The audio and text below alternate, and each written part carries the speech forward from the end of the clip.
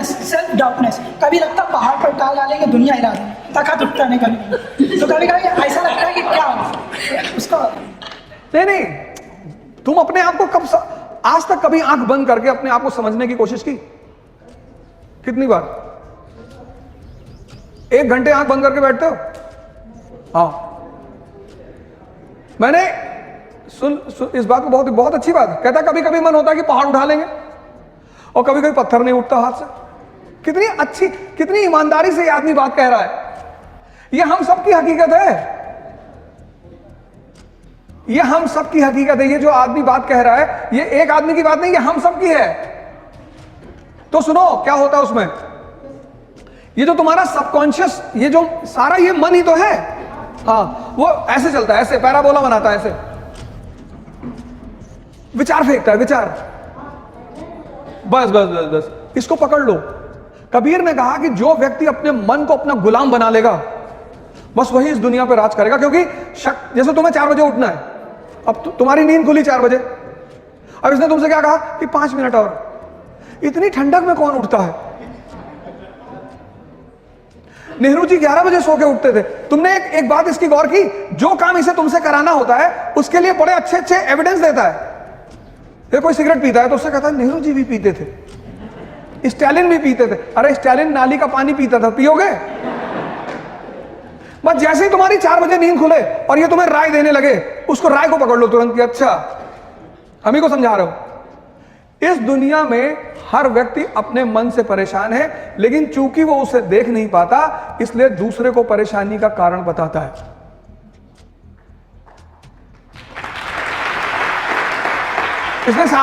इसने सारे धर्मों में आंख बंद करके पूजा करने का प्रावधान है, किसी में खोल कर नहीं है। क्योंकि जब तुम आंख खोलते हो तो तुम्हें दुनिया दिखाई पड़ती, लेकिन जब बंद करते हो तो तुम दिखाई पड़ते हो।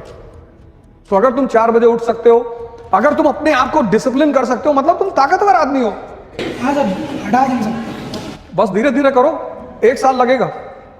14 साल में भगवान राम भगवान बने थे, मतलब भगवान बनने की विधि 14 साल है। 14 साल करना पड़ेगा। 1 साल में IAS, तो जितना साल बढ़ा 20 साल कर लोगे तो पता नहीं ब्रह्मांड ही तुम्हारे कब्जे में रहेगा। सर मेरा सवाल ये है कि अगर सब कुछ हम पे डिपेंड करता है, तो जो कहते हैं कि संगति का ये असर है वो असर है, तो संगति कहाँ पे जाती है? और अगर संगति पे डिपेंड करता है तो हम क्या कर सकते हैं उसमें? संगति लॉ ऑफ टेम्परेचर पे डिपेंड करती है।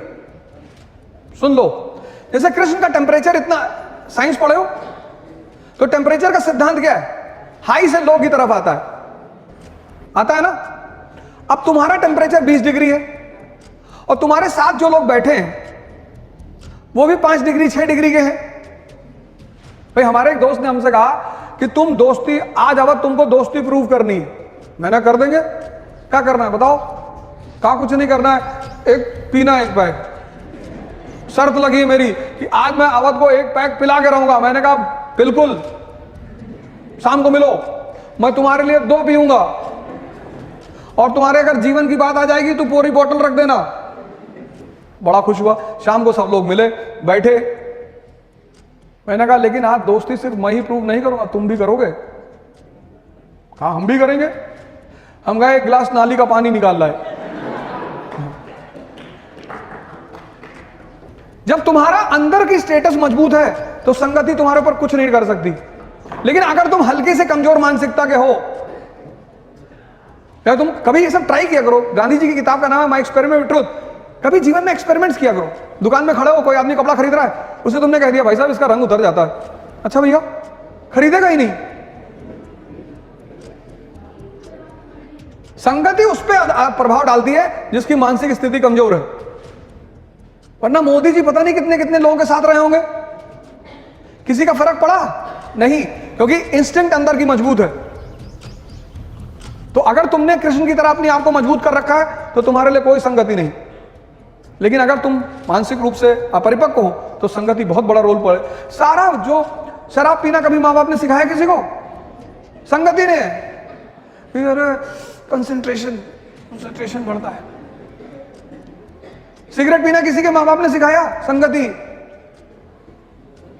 तो एक संगति अर्जुन की है कि वो महाभारत का युद्ध जीत रहा है, और एक संगति कर्ण की है। लेकिन संगति सिर्फ अपरिपक्व मन पे प्रभाव करती है। जिसका अपना मन इतना ताकतवर, उसको कोई संगति अंगति नहीं। नहीं देखो, एक तो मैं सबसे बड़ी बात, तुम्हारा अपना वजूद है ना जीवन में, सेल्फी किसी के साथ मत लिया करो। मैं एक वीडियो में नहीं 1000 वीडियो में कहा, तुम्हारा भी वजूद है यार। तुम जब किसी के साथ सेल्फी लेने आते हो तो अपने आप को शून्य बना देते हो, मतलब शून्य तो तब भी माइनस में ले आते हो। हम मुंबई से आ रहे थे, अमिताभ बच्चन जी कहीं जा रहे होंगे, तो जब वो एंटर किए एयरपोर्ट में तो लोग भागे उनके पीछे। एक महिला अपना बच्चा छोड़ के भाग गई,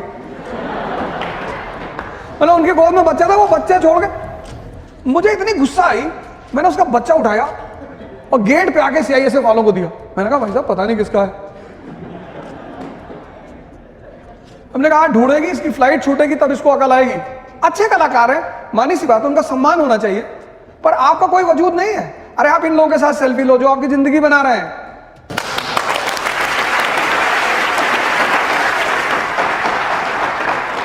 आप किसी को भी सड़क पे देखते हो, भैया भैया। एक नया भिखमंगी कम्युनिटी पैदा हुई है सोशल मीडिया पे, प्लीज लाइक एंड सब्सक्राइब।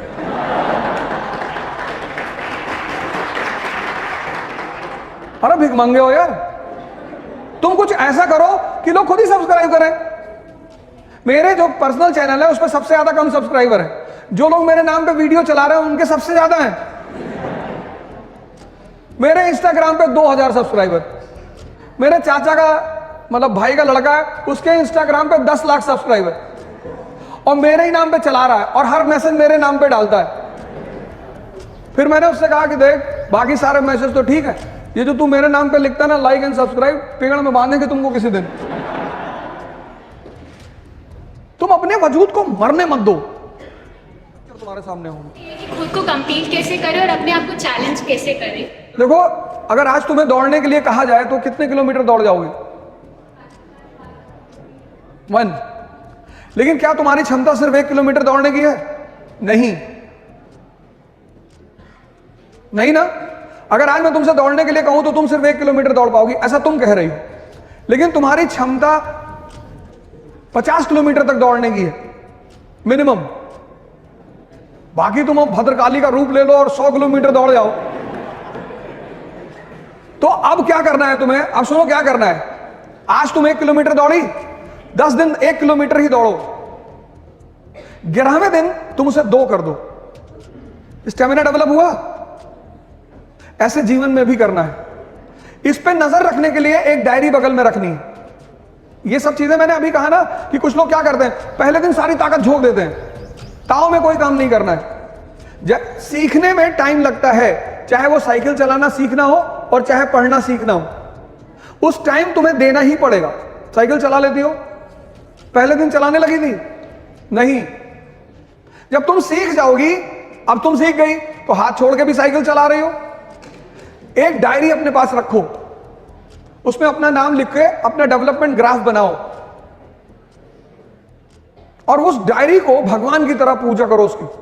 तुम्हारा शेड्यूल नहीं टूटना चाहिए। जैसे आज तुम्हें मूवी देखने जाना है तो तुम जाओ, लेकिन कल अगर तुम्हारा मूवी का शेड्यूल नहीं है तो भगवान भी अगर उतर के तुमसे कहे मूवी देखना जाना है तो तुम्हें नहीं जाना है।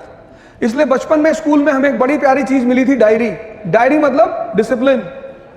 तो ये काम करो, डायरी बनाओ और अपनी स्टेमिना को अपने हिसाब से आगे बढ़ाते चलिए। तो मैं शुरू तो करता हूँ, कुछ पल चलता है, कुछ लम्हे चलता है, लेकिन कुछ ऐसी परिस्थितियाँ उत्पन्न होती हैं 2, 4, 10 दिन 20 दिन बाद, फिर मतलब वो वीक हो जाता है। फिर किसी तरीके से अपने आप को मैनेज करते हैं, फिर आते हैं। ये सर बार बार मुझे डिस्टर्ब करता है। यही इसी मुद्दे, ये मेरा तीसरा पॉइंट था। आज की जनरेशन को, आपकी तो जनरेशन थोड़ी सी आगे निकल गई, अब जो आ रही पीछे, इसका नाम रखा मैंने मैगी जनरेशन। 2 मिनट। तुम्हें मैंने यही तो कहा, तीसरा जो मेरा पॉइंट था वो यही था कि हम सारा काम इसके बल पे करते हैं। कौन भटका रहा है? परिस्थिति कुछ नहीं आती इस दुनिया में। अगर सबसे ज्यादा परिस्थिति खराब किसी पर सामने आई तो अब्राहम लिंकन, APJ कलाम, महात्मा गांधी, किसके सामने नहीं है? अगर हम यहां जितने लोग बैठे हैं, अगर सबको अपनी अपनी कहानियां सुनानी पड़े तो सबके जीवन का एक हिस्सा दर्द का होगा। लेकिन फिर भी सारे टीचर्स स्कूल आते हैं, पढ़ा रहे हैं, किसी स्टूडेंट को कुछ फील नहीं होता होगा कि इस व्यक्ति के साथ क्या हो रहा है। ये तुम्हें कौन एक आईपीएस ऑफिसर है आज, उनके बारे में सर्च करना, कर्नाटक कैडर के रविचंद्रन वारा, पढ़ना उस आदमी के बारे में। मतलब जमीन के नीचे से शुरुआत करता है वो आदमी, और एक कर्नाटक कैडर का आईपीएस, और ड्रीम तो पता नहीं क्या क्या है। तो तुम्हें अपने उस मन को मजबूत करना पड़े, वो तुम्हें बार बार भटका रहा है, उसे मजबूत करना है किसी भी कीमत पे। गुरुदेव आपको साक्षात प्रणाम। सर गुरुदेव, मेरा ये प्रश्न है कि एक अच्छा पॉलिटिशियन कैसे बने?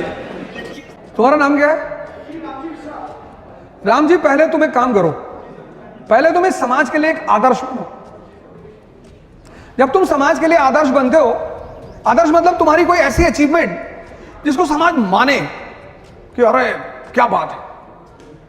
जैसे हमारे देश में एक राजनेता है Arvind Kejriwal, first attempt IIT, first attempt IRS, first attempt CM, first attempt PM के लिए भी ट्राई किया था उस आदमी ने। तुम जब तक समाज के लिए आदर्श नहीं बनोगे तब तक समाज तुम्हारी तरफ आएगा नहीं। तुम उसकी चिंता मत करो। ये कोई नहीं, पॉलिटिशियन करप्ट नहीं है। तुमने कैसे कह दिया पॉलिटिशियन करप्ट है? इस देश में सबसे अच्छे हैं इस देश के पॉलिटिशियन। तुमने मिर्जापुर सीरीज नहीं देखी? उसमें जेपी यादव जी कहते हैं ये जनता किसकी है? जिसको 500 रुपए दो उसी के साथ चली जाती है। करप्शन पब्लिक में है, करप्शन पॉलिटिशियन में नहीं है। ये हम बहाने बनाते हैं। इस देश की हमेशा आदत रही है दूसरों पर ब्लेम डाल। भैया हमको महमूद गजनी ने लूट लिया, भैया हमको तैमूर ने लूट लिया, भैया नादिर शाह ने लूट लिया। तो तुम क्यों बटे हुए हो? आज भी तो ये देश बटा हुआ है। जिस देश को इतनी बार लूटा गया, इतनी बार मारा गया, और सबसे बुरा किसने मारा? अंग्रेजों ने। उस देश में तुम्हें एकता दिखाई पड़ती है? पहली इस देश की प्रजा को, जनता को समझना होगा। जब इस देश की जनता समझदार थी, अच्छी थी, तो राम मनोहर लोहिया जैसे लीडर थे, शास्त्री जैसे लीडर थे। ठीक है, तो तुम पहला एक काम करो, तुम एक आदर्श बनो, कुछ करो जो समाज एक्सेप्ट करेगी। वाह जिल्ले इलाही। और फिर मैं तुम्हें बताऊंगा अच्छा पॉलिटिशियन कैसे बनना है। हमारी श्रीमती जी ने हमसे कहा कि यार एक बात बताओ, तुम में और में बेसिक डिफरेंस क्या है? मैंने कहा तुम्हारी क्षमता ज्यादा है लेकिन तुम्हारे काम करने का तरीका गलत है। बोली कैसे? मैंने कहा यार इतना टाइम लगा दो किसी चीज में, तुम कपड़ा खरीदने गई, अब कपड़े को पकड़ के ऐसे से देख रही, कॉटन पैदा करती हो? नहीं। जब हम पहली बार गाड़ी खरीदने का प्लान बनाए तो हमने कहा वैगनार खरीद लो, बढ़िया गाड़ी है। तो उनसे किसी उनकी दोस्त ने कह दिया कि अरे वैगनार, मारुति मिडिल क्लास। 6 महीने तक कार ही नहीं आई घर में। कभी मारुति, कभी सेंट्रो, कभी ये, कभी वो। फिर एक दिन मैंने उनसे कहा आओ, चलो आओ, फिर ले गए महिंद्रा के शोरूम में। इसीलिए तो इस देश में तुम संत रविदास को सुनो, मन चंगा, मन पे बात कर रहे हैं। तुलसीदास ने क्या कहा? जाकी रही भावना जैसी। ये मन तो तुम्हें हर बार तुम्हें शादी नहीं करने देगा। अगर 5-6 लड़कियां एक साथ खड़ी कर जाएं कि इसमें चुन लो, फिर डिस्टर्ब कर देगा तुमको कि नहीं। तुमसे खेल रहा है वो, एक पकड़ो, वो तुमसे खेल रहा है और तुम उसको मजा दे रहे हो, तुमसे मजा ले रहा है। कभी तुमसे कह रहा है हिंदी, रामधारी सिंह दिनकर, बहुत बढ़िया। अब तुम दिन भर बैठ के सोच रहे हो कि हाँ यार रामधारी सिंह। यही तो मैं कह रहा हूं, डिसीजन लेना है तुरंत। जिस दुकानदार के पास जब जाते हो कोई सामान लेने, अगर वो सामान उसके पास नहीं हो तो पता क्या कहता है? साहब आजकल इसकी सेल नहीं हो रही है, बड़ी शिकायत आ रही साहब। आप साहब एक काम करो, आप साहब ये नया प्रोडक्ट है साहब बाजार में, बड़ा बढ़िया प्रोडक्ट है साहब। तुम उससे पूछो कि जो मैं मांग रहा हूं वो है? ये तुम बिस्लरी की बोतल मांगे, उसके पास नहीं है, कहेगा हिमालय का पानी ले लो। मैंने पूछा बिस्लरी है? कह रहा साहब बिस्लरी के पानी में बहुत शिकायत आ रही। मैंने कहा है कि नहीं? कहा भैया बिस्लरी नहीं। तो उसको मत खेलने दो, एक डिसीजन लो, और जितना बड़ा एम्बिशन होगा उतना बड़ा खतरा होगा। आज बड़ा अच्छा लगा इस प्रोग्राम से। मैं एक बार फिर तहे दिल से यहाँ के पूरे स्टाफ, यहाँ के जितने टीचर्स हैं, जितने लोग हैं, मैं सबको धन्यवाद देता हूँ।